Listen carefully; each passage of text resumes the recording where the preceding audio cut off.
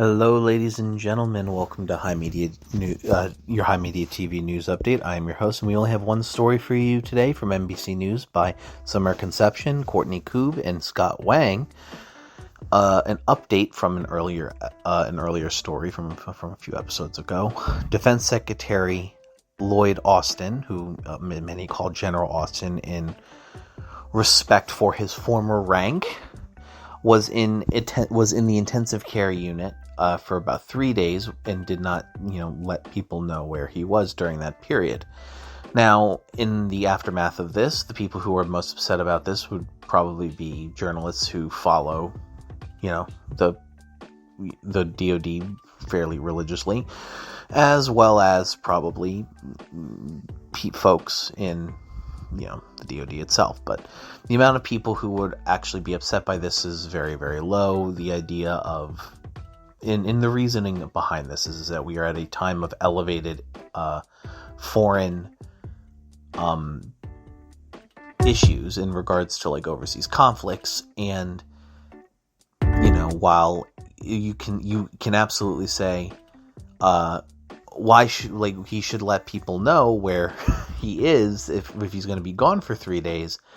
I would also say it's probably not a good idea for our enemies to know that our Secretary of Defense is out of commission for 3 daess. Unfortunately, now this has kind of become a giant talking point for some folks.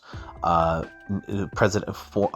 current presidential hopeful for the Republican ticket, Nikki Haley, is calling for Biden's resigning over this issue.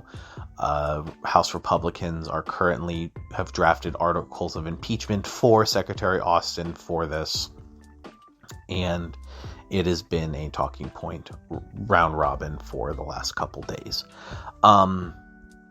Normally I would read an article about this, but I am surmising multiple articles in one, especially since I only am doing the one story this day. Unless you